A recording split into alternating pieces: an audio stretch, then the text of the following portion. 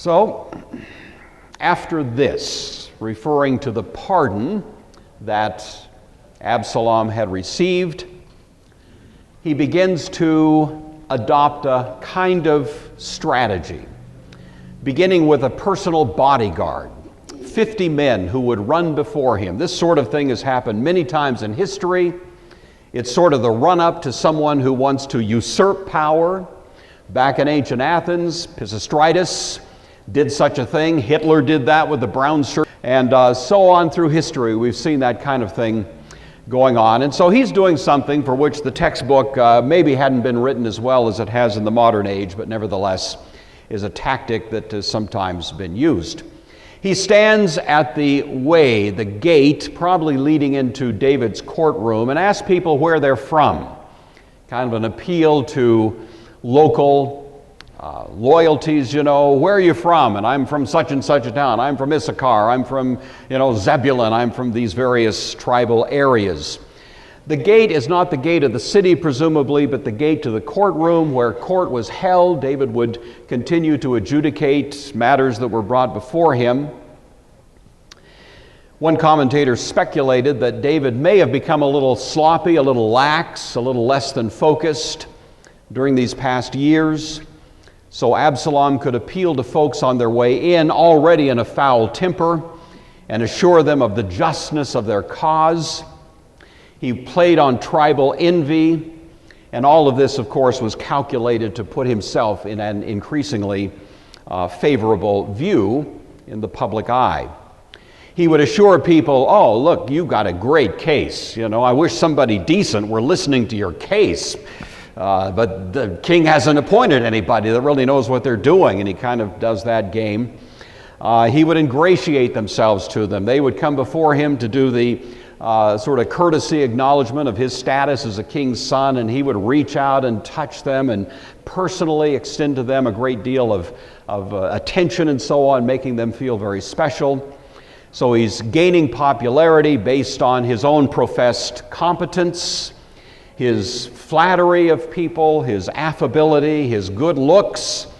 One commentator, reflecting on all of these strategies that he put to work, said his methods still have appeal. A show of interest in a man's private affairs.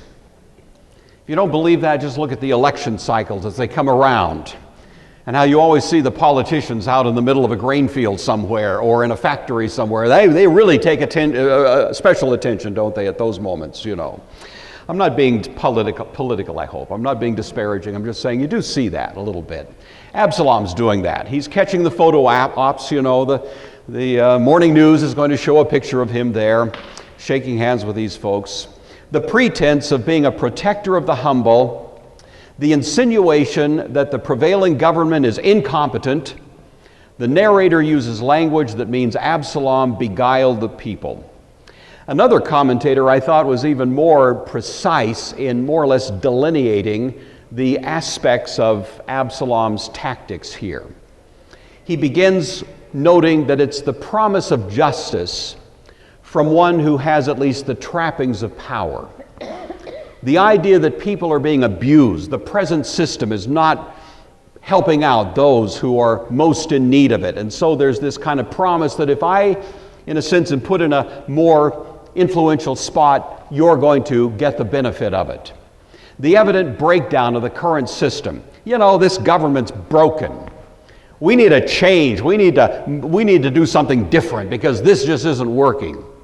The kind of appeal to great traditions. Hitler actually appealed to the ancient German myths, the Teutonic myths, when he rose to power in Germany. Lenin appealed to the great rulers of the past, Ivan the Terrible, Catherine the Great, You'll find that people who are running for office in the United States will invariably appeal to the Constitution. They probably never read it, but they appeal to it. They want, to have that imprimatur in their attempt to gain some kind of recognition. The seduction, he said, of the simple and disillusioned, those who may be inclined to see life in a kind of simple and two-dimensional way, hear the promises, believe them, uncritically accept them, and all of that is what Absalom is dishing out now. And he's doing it with the kind of charismatic giftedness that he had that really gets him quite a following over these months and a couple of years. This commentator said, dictators always tend to rise by the same methods. And then he contrasted that with Jesus, who did something quite different.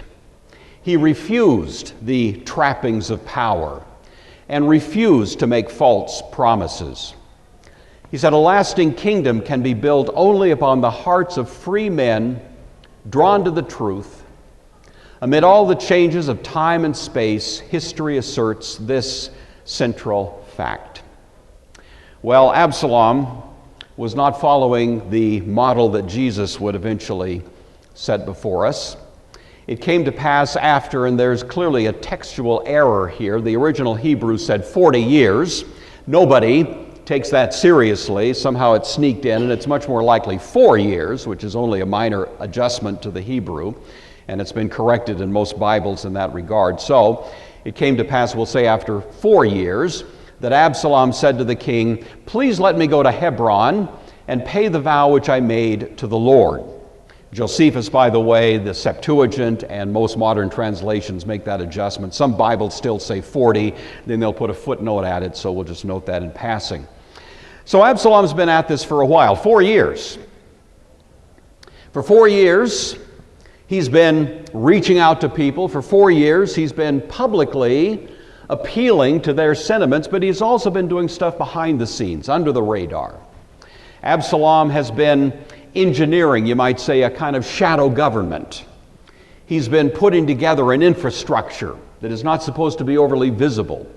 But clearly, he's got a fairly elaborate infrastructure put together in which he hopes at a certain critical moment to be able to, pull the trigger and just move in a rather rapid and dramatic change of power, regime change. And so all of that's going on.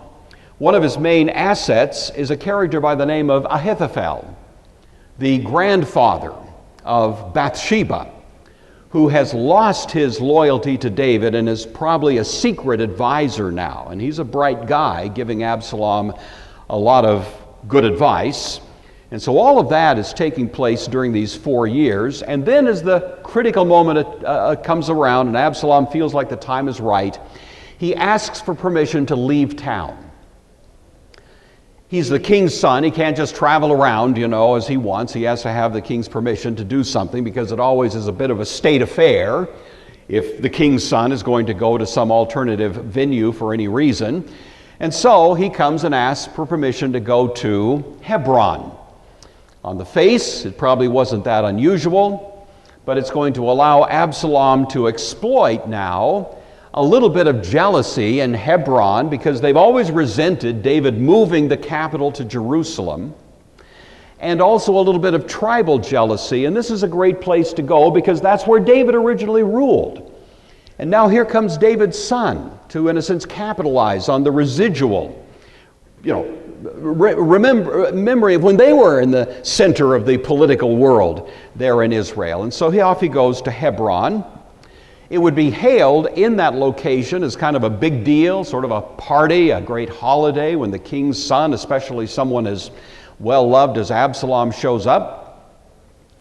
Absalom says the reason for it is because I took a vow while I dwelt in Geshur in Syria, saying, if the Lord indeed brings me back to Jerusalem, then I will serve the Lord. When Absalom was in exile there, making a promise that if God would bring him back, then he would worship in this public way. So the king said to him, fine, go in peace. So he arose and went to Hebron.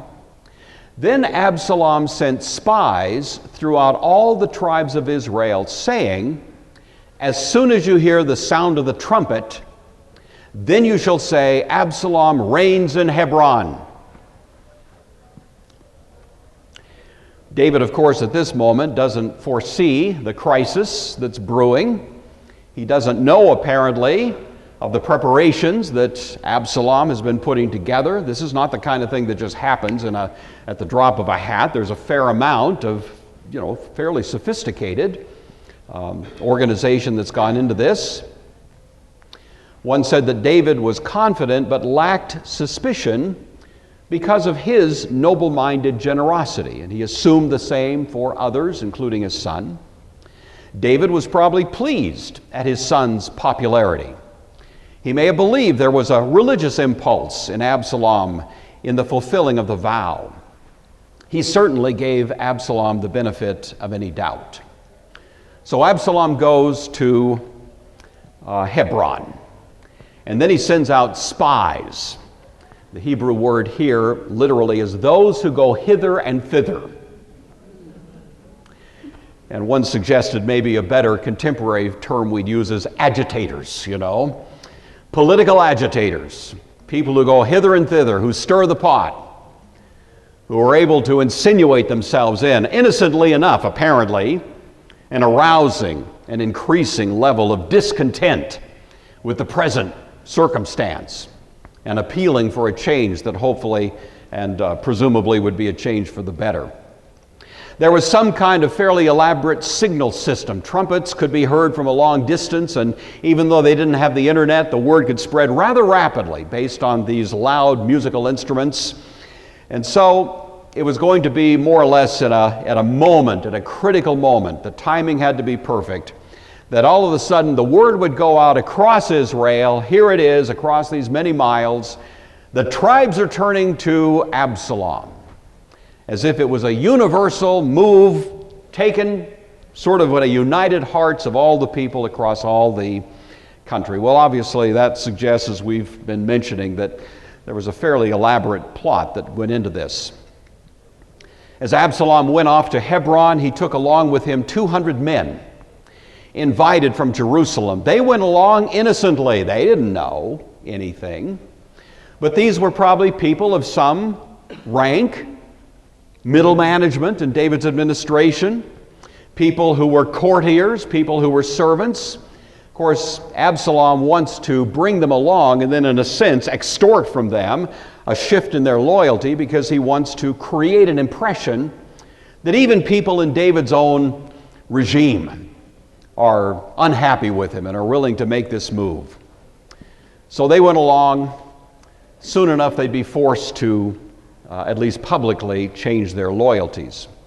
So all of this is intended to create a certain impression. It's very well thought through. You can see the mastermind Ahithophel probably has a great deal to do with how this was all put together. He's playing on resentments among the tribes, resentment in Hebron, general discontent here and there. David hasn't been in his best game lately, and so all of that plays into the case that he's making. And then, of course, the critical piece of information.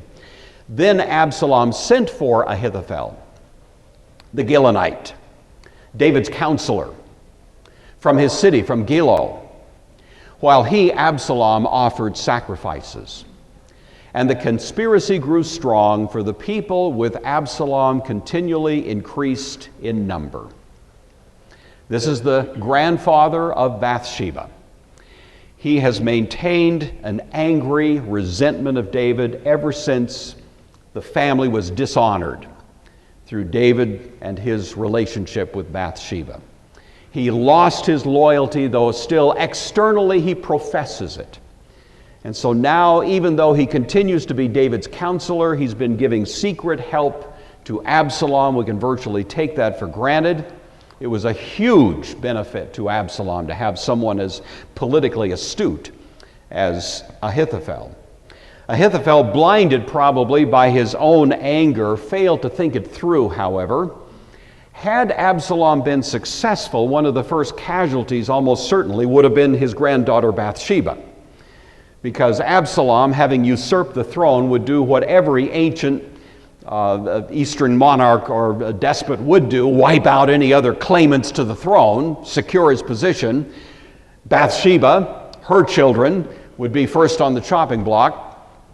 But Ahithophel was blinded to that. He only wanted to do something bad to David by doing something good for Absalom. Gilo is a little town about 5 miles away So it didn't take long for Ahithophel to come, arriving as Absalom is offering sacrifices, conducting a kind of public worship, passing himself off as a true worshiper of the God of Israel. But all of these sacrifices being offered were typically a forerunner to a great feast. These sacrifices, many of them, were turned into dinner, and people would have a great banquet together, a great gathering, a celebration, and so on. So all of this is intended to create a kind of party spirit out there, and folks are being drawn to Absalom. They're being drawn to him geographically, but also psychologically across the country. All of this is more or less disseminating. Don't know how long he was there in Hebron, probably longer than David had expected. Maybe a couple of weeks, maybe a couple of months, hard to say, but he's been there for long enough that all of this can more or less be orchestrated into the grand scheme that he's been working through. Well, David may have been entertaining some suspicions. The longer Absalom is gone, the more he begins to catch little innuendos and rumors, the more he probably was becoming a little concerned about what's actually happening. But all of it more or less hit the fan one day, and we see that in verse 13, when a messenger came to David and said, "The hearts of the men of Israel are with Absalom." So David said to all his servants who were with him at Jerusalem, "Arise, let us flee. We shall not escape from Absalom. Make haste to depart, lest he overtake us suddenly and bring disaster upon us and strike the city with the edge of the sword." So it confirmed what were probably some suspicions, maybe his worst fears, that he hadn't really been willing to face, but here it was. What's he going to do? There's really only two choices: stay and defend, or flee. David is taking seriously that there's a whole lot of horsepower right now behind Absalom in this move, and he knows that if he stays, it's going to be a brutal fight right off the bat, and the outcome of that may not be all that certain. David may have also been laboring under a little bit of his own broken confidence. Some have speculated that he was himself feeling that he wasn't the man he once was, and was he really going to be able to be successful? One actually suggested that maybe David was feeling what his son Solomon would eventually write in the book of Proverbs: "The wicked flee when no man pursues," and maybe David was feeling like he was that man. But one way or another, David decided that the best course of action, lacking a standing army, lacking a completely adequate defensive wall to Jerusalem itself, would be to depart, to maybe establish a separate center, a headquarters, at which place those who remain loyal to David could rally and join him. So it was an instantaneous decision, probably the right one. It was the decision Ahithophel probably anticipated, and he therefore gave counsel later, we'll see this next week, to Absalom to go out right now and get David before he can even reach that separate center, and take him out of the picture immediately. And many have said if Absalom had followed Ahithophel's counsel at that point, humanly speaking, David would have been done for. But other counsel overruled Ahithophel, and that, of course, led to a different outcome. Well, the king's servants said to the king, "We're your servants, ready to do whatever you command." So the king went out with all his household after him, but the king left 10 women, concubines, to keep the house. The king went out with all the people after him and stopped at the outskirts. So a rendezvous point was arranged rapidly, a place where all of these who are going to join David as he escapes, they're going to meet there at that place on the outskirts of the city. These people who are the servants of David are certainly able to facilitate a quick escape. They're not in a position to defend militarily, and so they're doing what probably makes the most sense for them to do. They stop at this prearranged location, and at this point, all of those who are going to rally to David and join him as he escapes from Jerusalem come by at this point. So it's kind of a moment of staging their escape and getting everybody together. And it begins with the servants of David, and then those who are called the Kerethites and the Pelethites, and all the Gittites, 600 men who had followed him from Gath, passed before the king. We've talked about these Kerethites and Pelethites before. They were foreigners, ferociously loyal bodyguards who served at the immediate personal pleasure of the king himself. The Gittites here refer to people from Gath, but these are not people native to Gath, Philistines, but these are those 400 and then later 600 who defected to David when he was on the run from Saul and living out there in Philistia. You recall that from our earlier conversations. Then the king said to Ittai the Gittite, I like that, isn't that great? Ittai the Gittite, who was a native Philistine, why are you also going with us? Return and remain with the king. You're a foreigner and also an exile from your own place. This character actually was from Gath, hence the name Gittite. He was a military man. He had only the day before showed up, bringing with him the military that served under him, along with all of their families, including their little ones, and offered their services to David just the day before. And all of a sudden, this breaks out. And David is saying, look, you don't have a dog in this fight, man. You just showed up, Why don't you return and remain with the king?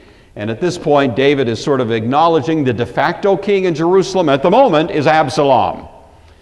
And David is willing to release him from any loyalty he may have otherwise have professed. David continues, in fact, you only came yesterday. Should I make you wander up and down with me today, since I don't even know where I'm going? Return. Take your brethren back. Mercy and truth be with you. Blessings on you. Ittai answered and said, as the Lord lives and as my lord the king lives, surely in whatever place my lord the king shall be, whether in death or in life, even there I will be with you. So David said to Ittai, fair enough. Go, cross over the brook Kidron. They're heading east toward the Jordan. And all his men and all the little ones who were with him crossed over. And so David still commanding loyalty among these who were just fresh showing up there. Ittai was, from David's point of view, a soldier of fortune. David had been such himself when he was in Philistia, you recall. He knows how soldiers of fortune think. They are going after a fortune. And David is suggesting maybe you better seek your fortune where it's most likely to be found. And right now, the smart money is not voting for my team. So maybe you should just stay put. But Ittai, for whatever reason, and we've seen this before, was drawn to David, determined to remain loyal to him, saw in him, even in his moment of weakness, something that rallied in Ittai that kind of loyalty. He had, of course, fully broken from the Philistines. He couldn't go home. He was a defector at this point, along with those that served under him. And so off he goes with David. This will sound slightly political, but I'm quoting here a commentator who was writing about 100 years ago, before our contemporary crisis, over things like immigration and walls and all of that. And I'm not commenting on that whatsoever, but just offering this for what you may think it's worth. The devotion of aliens has often been a source of striking courage. In our own history, Lafayette, von Steuben, Edward Bach, Charles Steinmetz, etc., it should temper our view of those who come to us seeking escape from political tyranny abroad. I think all of us have had our hearts warmed when we've seen people coming here fully devoted to our country, swearing allegiance to it, becoming U.S. citizens. It brings a tear to your eye. And so there is kind of a policy of welcoming such. At the same time, there's a policy of prudence, not to just swing open doors without any kind of critical reflection on what we're doing. So I hope I've walked the fence tight, well enough on that one, so that we can at least appreciate what David did in the case of a character like Ittai the Gittite. Well, all the country wept with a loud voice, and all the people crossed over. The king himself, who crossed over also the brook Kidron, and all the people crossed over toward the way of the wilderness. So even though Absalom had dazzled the folks a bit, David obviously still had a fair amount of popularity. They're heading due east. So if you look at that map, that red horizontal line on the bottom there shows the route that David is taking. He is heading pell-mell, straight east, over the Mount of Olives, toward Jericho, and beyond that, toward the Jordan River. He wants to cross at what's called the fords of the Jordan. The river is wide but fairly shallow at that point, and so it's the easiest place to cross. And he wants to get to the other side because that is where he'll have the protective barrier of the Jordan itself, giving him a little bit of, guard against an immediate attack. This is why Ahithophel, we'll see next week, counseled Absalom to go out and go after him right now. Don't let him get there. Right now, today, tonight. Ahithophel says, give me 12,000 guys, we'll go out and get rid of this guy. But Absalom opts to wait. It was a critical mistake on his part that would have probably led to a very different outcome, at least humanly speaking, if he'd followed Ahithophel's counsel. Well, these are there with David. Also, here comes Zadok and all the Levites bearing the Ark of the Covenant of God. And they set down the Ark of God in front of David there, of course, and Abiathar went up, the other priest, until all the people had finished crossing over from the city. Zadok is at this point still second behind Abiathar. They will swap places before too long, and Zadok will become the high priest, but right now Abiathar is still in that position. All of the Levites, the priestly class there in Jerusalem, and the others who serve in that same Levitical status are joining David and coming out of Jerusalem with him.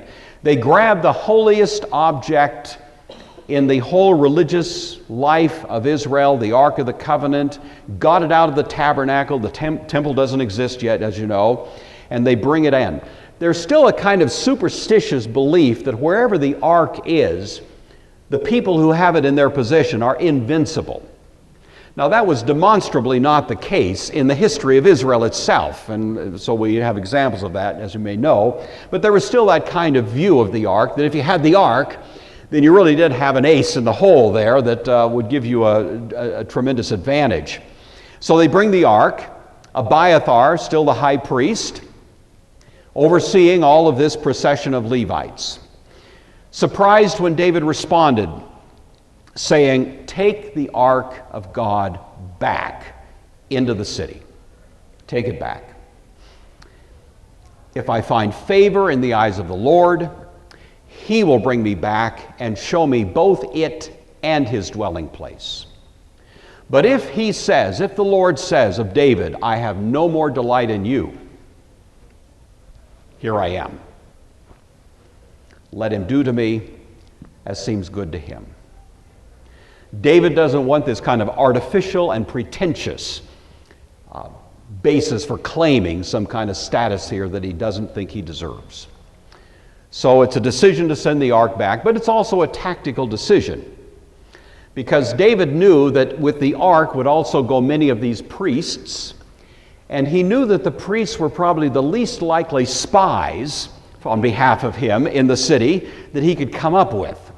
And so he was hoping that these who were the least likely to arouse suspicion could be a source of intelligence that would come out of Jerusalem and give David some idea of what was going on in the town. At the same time, of course, David, in this remarkable expression of kind of humble resignation to God's purpose. You know, David at this point hadn't read the Old Testament yet. He didn't know how this story ended. For all he knew, this was it. For all he knew, David was yanking the chain, or God was yanking the chain on David for the last time, and this was curtains. You know, he didn't know. He knew he'd messed up. And so at this point, he doesn't want to try to illegitimately prop himself up, but he's rather willing to, in a kind of remarkable absence both of superstition as to the ark, but also a remarkable display of genuine humility as to God's purposes, simply leave his situation in the hands of God. The king also said to Zadok the priest, aren't you a seer? Return to the city in peace, and your two sons, Ahimaaz, your son, Jonathan, the son of Abiathar. He's using a little play on words here. Aren't you a seer? Usually that was a prophet, but he means a kind of innuendo. Aren't you a spy for me as well? Can't you see what's going on? And thus you can send me intel. And David believes having Zadok there in the city is going to be of greater value to him than having him come along on this journey out into the wilderness. David says, "See, I'll wait in the plains of the wilderness until word comes from you to inform me." Literally the fords of the wilderness, referring to the Jordan and the fords there. It's 3 or 4 miles north of the Dead Sea. The mouth of the Jordan flows into the Dead Sea, and as I say, that was the place where people commonly crossed the river. So Zadok and Abiathar complied, carried the ark of God back to Jerusalem. They remained there. One commentator reflecting on this whole incident said, quote, "Sending the ark back was at least in part strategic, but it also showed David's unwillingness to involve the true religion in a civil war. He could not at this juncture be sure that God was on his side. He would wait for the outcome for God's will, but did not want to create an illusion of his own righteousness by hanging on to the ark. He did not want true religion to be entangled with what might be his own defeat." This is great statesmanship and very great humility. Ultimately, it is why God chose David and not Absalom. It's great insight. David went up by the ascent of the Mount of Olives and wept as he went. He had his head covered and went barefoot. And all the people who were with him covered their heads and went up weeping as they went. It's been noted many times that David was driven from Jerusalem to the Mount of Olives because of his own sins. His son, the son of David, would be driven from Jerusalem to the Mount of Olives, but in that case not for his own sins at all, but bearing the sins of all the rest of us that he bore into that place. David goes weeping and barefoot, these conspicuous displays of grief and lament. By the way, Psalm 3, which is your homework now. Go home sometime this afternoon. It's a short psalm. Read Psalm 3, which was actually written by David at this time as he's fleeing from his son Absalom. And you see the pathos that's in his heart in this circumstance. Then someone told David, saying, "Ahithophel is among the conspirators with Absalom." David said, "O Lord, I pray, turn the counsel of Ahithophel into foolishness." Ahithophel was known for his practical insight. But then one commentator said David also incorporated that extra Bible verse written by Ben Franklin in Poor Richard's Almanac, "God helps those who help themselves," and he sent Hushai as an alternative counselor.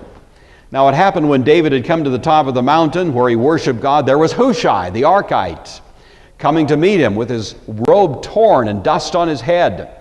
This was a high place, which was still regarded as a kind of sacred place of worship. Hushai the Archite is a foreigner, but he came a so-called king's friend, a counselor to the king. He had family ties in that region. He came with the evident signs of his own grief. And David said, "Look, Hushai, if you come with me, you're going to be a burden." Probably because Hushai was an elderly guy. But he continues, "If you return to the city and say to Absalom, 'I'll be your servant, O king. As I was your father's servant previously, so I will now be your servant,' then you may defeat the counsel of Ahithophel for me." Ahithophel was pretending loyalty to David while really supporting Absalom. Hushai would be pretending support of Absalom while really doing service to David. Treachery versus treachery, but war calls out interesting tactics. "Do you not have Zadok and Abiathar the priests with you there? Therefore it'll be that whatever you hear from the king's house, you shall tell them. They have their two sons, Ahimaaz and Jonathan, and they will send word to me concerning everything." So Hushai, David's friend, went into the city, and Absalom came into Jerusalem. Well, this brings us to chapter 16. I know you were thinking, wow, he's ending really early today. Sorry. No, we're going to plow right into chapter 16 because I'm trying to stay on a pace here. And so it's a little frantic, but I think we can get a little bit more in. So here we are. This is chapter 16 now of 2 Samuel, verse 1. When David, and really the two stories we have here are two people who come with very, very different attitudes toward David, kind of picturing the mixed review that he was getting in the country at this moment. So when David was a little past the top of the mountain, there was Ziba, remember him? The servant of Mephibosheth, who met him with a couple of saddled donkeys, and on them 200 loaves of bread, 100 clusters of raisins, 100 summer fruits, and a skin of wine. Now remember, Ziba had reason to resent David, because Ziba was the guy who was the trustee of Saul's property, stood to inherit all of it, unless somebody from Saul's family came out of the woodwork and claimed it, which wasn't likely.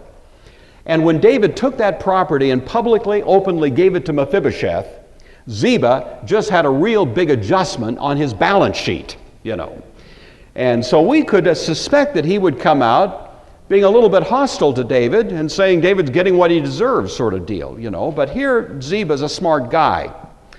And so he sees in this reversal in David's fortunes an opportunity for Ziba.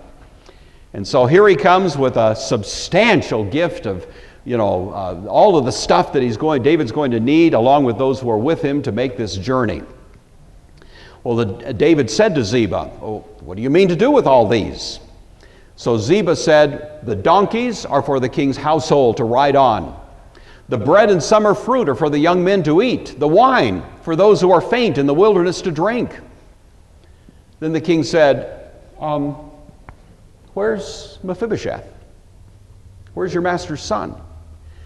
And Ziba said to the king, "Oh, yeah, well, I think I heard him say, 'Today the house of Israel will restore the kingdom of my father to me.'" Now, Mephibosheth was supposed to be the master and Ziba the servant. But at this point, Ziba, capitalizing on the crippled condition of Mephibosheth, comes with the most preposterous and outlandish slander that you could possibly imagine. Nobody in their right mind would think Absalom was coming to Jerusalem to give everything back to Mephibosheth. That was not anywhere on his agenda at all, and David was smart enough to know that. The problem is, it's a moment of crisis. It's not like David has any leisure at this point, and he does need the stuff that Ziba has just shown up offering to him. And so David has to make a fairly pragmatic judgment at this point. He doesn't want to decline what Ziba has offered. Later, we're going to hear Mephibosheth's side of the story, not today, but later. And his version has a whole lot more plausibility to it, but again, David hasn't heard that yet.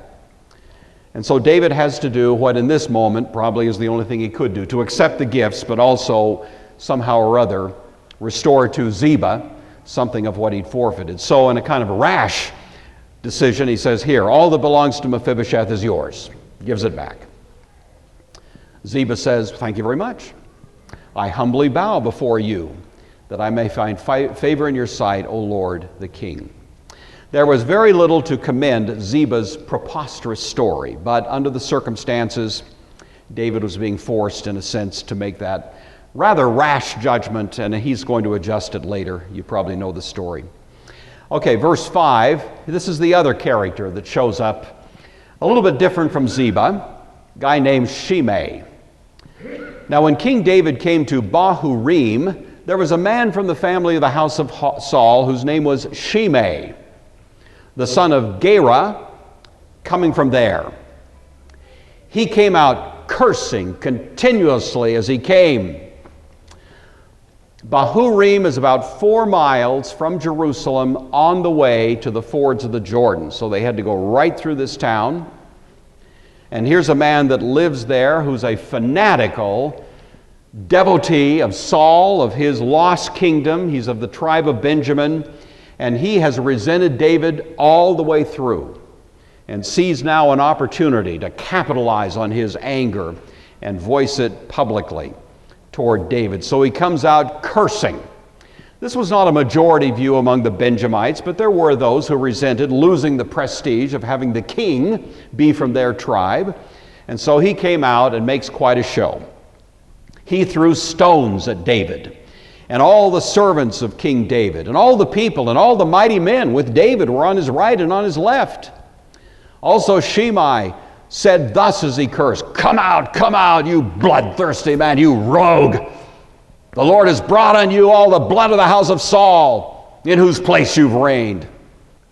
The Lord has delivered the kingdom into the hand of your son, so now you're caught in your own evil, you bloodthirsty man.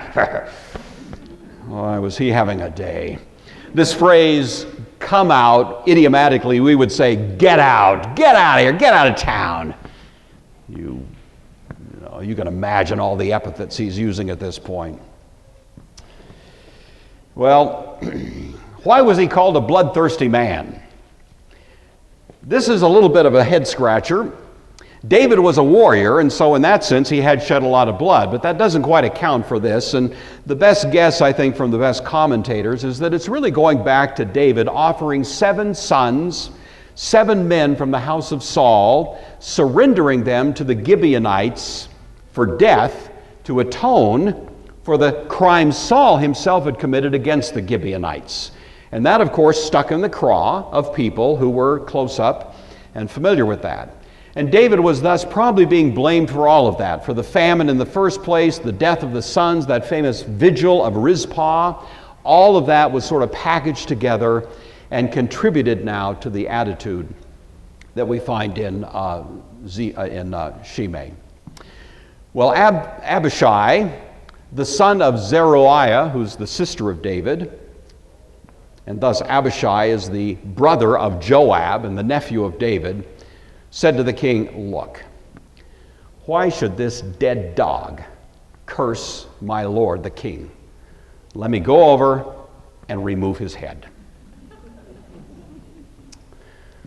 So, close family member, outraged at these insults, wants to go over. The sense of the text is that David and those with him were in kind of a ravine, and Shimei is running up on one side, above them, throwing down these rocks and all of this stuff. David responded, what do I have to do with you, you sons of Zeruiah? Let him curse. The Lord said to him, curse David. Who then shall say, why have you done so?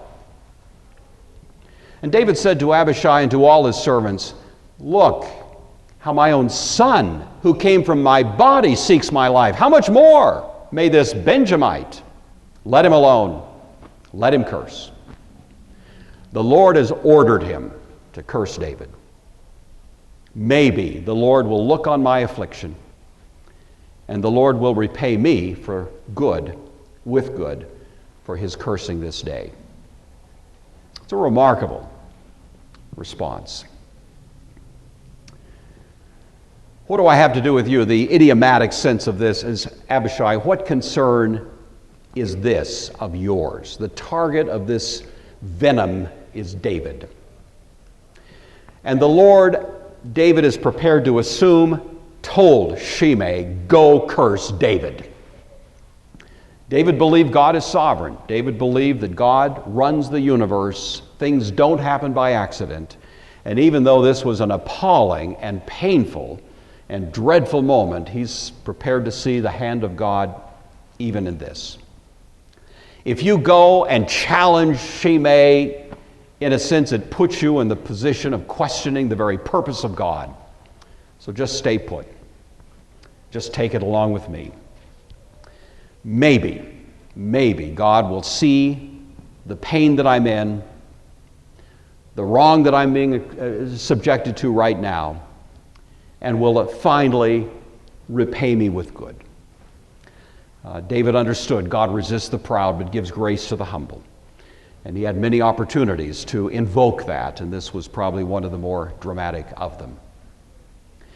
And as David and his men went along the road, Shimei went along the hillside opposite him and cursed as he went, throwing stones, kicking up dust, this kind of maniacal character. You can picture it there. Finally, the king and all the people who were with him got a distance away, became weary, and they refreshed themselves. Out of the threats of Shimei anymore, they stopped for rest.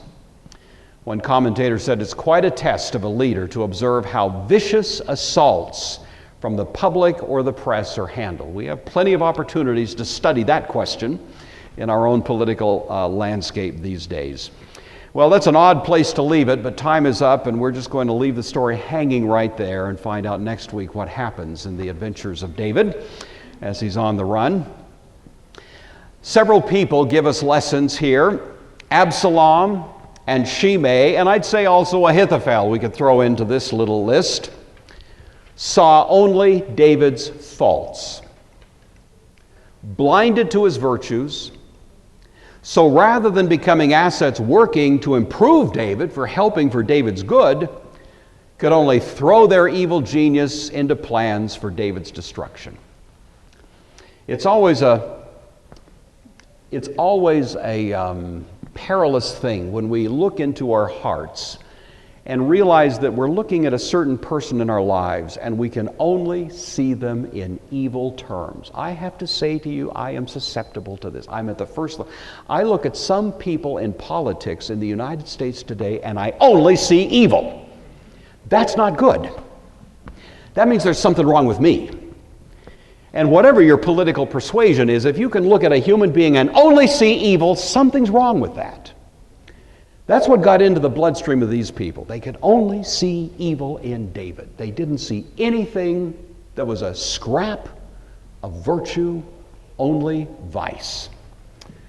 Well, we should be better than that. As God's people, we should be certainly people that have a clarity of vision, not a naivety of vision, but at the same time can be a little bit more like Ittai and Hushai, who saw the virtue in David, and though not blind to his failings, threw their lives and fortunes behind the king, seeing a greater purpose that justified their loyalty. These people weren't naive. They knew that David had messed up and done so seriously, and yet somehow by God's grace they could still help to rally and support what was good and somehow see past the points of failings. David, for his part, saw both sides of the coin.